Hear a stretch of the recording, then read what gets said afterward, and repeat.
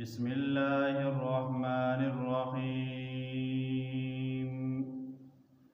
سبحانك لا علم لنا إلا ما علمتنا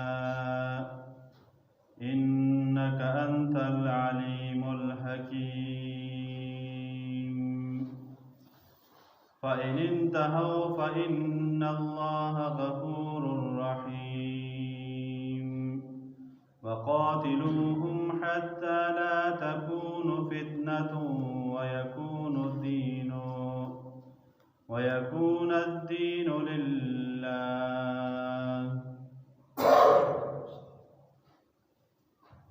سورة بقرہ شروع مخکې آیتونو کې الله رب العزت د جهاد بیان او تذکره کړې وه.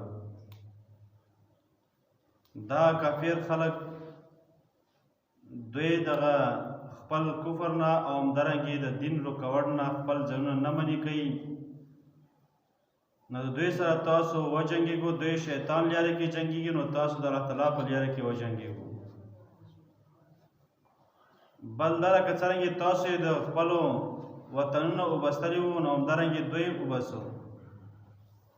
که تاسو دوی ته د قتال د قتل کولو موقع میلاو شي او که وبستلو میلاو شي، نو دواړه کړنه دوی باندې جاري کړو. او بل د مسجد حرام لحاظ ساتلو بیان هم کړی چې مسجد حرام کې نه به جنګ جګړې څه دا به نه کېږي. هم که چېرې دا کافر نه منې کېدلو، نو بیا تاسو هم ورسره جنګ وکړو، بیا یې مه پرېږدئ. او د نن آیات کې الله رب العزت ذکر کوي چې فإن انتهوا فإن الله غفور رحیم. او دویم دا چې وقاتلوهم حتی لا تکون فتنة. که چېرې دا کافر د تاسو سره جنګ جګړه نه منې شولو، نو بیا الله تعالی بخښونکی دی، پرېږدئ. او د بل آیت وقاتلوهم حتی لا تکون فتنة ويكون الدین لله. علماء کرام مفسرین ذکر کوي وي دي آیات کې صریح عنوان دی آیات دا دی چې ګوره دغه جهاد دی کوم مقصد او کوم حکمت دپاره کېږي. یو دا چې د هر یو مشرک او کافر سره په هر ځای کې جهاد کول، جنگ کول. او دویم دا جهاد دی چې ذکر دی خو مطلقاً ذکر دی نه، یعنې چې یو ټایم پرې خاص وي یا یو ځای پرې به خاص وي، نه بلکې هر ټایم به جهاد وي. کوم ځای کې هم دا کافر څه نه برابرېږي، دین ته رکاوټ جوړېږي، دغه رکاوټ دوی له ختمول پکار دي.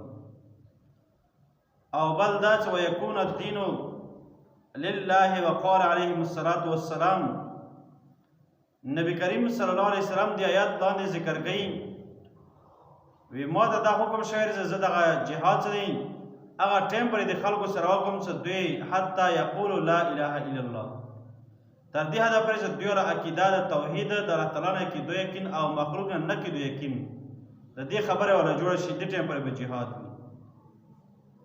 او بل د آیات باندې مفسرین ذکر کوي وی دې چې دا کوم جهاد مراد دی، دا جهاد اقدامي جهاد مراد دی. ورنه داسې به نه وي لکه دغه مو تاسو نن چې یوم اقدامونه په ځای پاتې چې دفاع هم نشم کولی.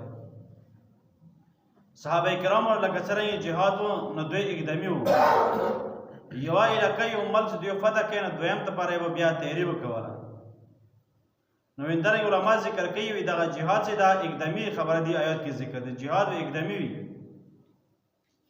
او نن سبا الله تعالی د مسلمانانو حال به رحم وکړي، اقدام په ځای پاتې دی چې دفاع هم نشم کولی دین دپاره. وقاتلوهم. او بل دا دې چې دا لفظ د فتنه ذکر کړی دی، دینه مراد شرک دی. او کافرو سره به هغه وخته پورې جنګېږو چې دوی د کوم شرک کوي، د شرک بیماری دیو کې دی، دا دیو را ختم شي. لکه مخکې آیتونو کې ذکر کړی وو چې والفتنة اشد من القتل. دا شرک کول دا ډېر زیات سخت دی د قتل نه هم، ځکه دا مشرکین چې دا ټول دین ګډوډ دیو کړی دی، همدغه دین ته رکاوټ دی داخل دي. نو جهاد به تر هغه وخته پورې وي چې څو پورې کافر وي او دغه مشرکین وي، د دوی خاتمې پورې به دغه جهاد جاري وي. او بل حدیث کې راځي، صحیح حدیث دی، نبی کریم صلی الله علیه وسلم فرمایي وی دا جهاد و قیامت ورځې پورې جاری وي جهاد ختمېدل نشته دي او جنت ته د ټول نه لنډه مختصر لار څه دی د تللو والا هغه جهاد دی او جهاد په ټولو عملونو کې اوچت او مشکله عمل دی په ټولو کې اوچت او غوره دی څومره څه شهادت اوچت مقام دی دومره بل عمل له اوچت مقام نشته دی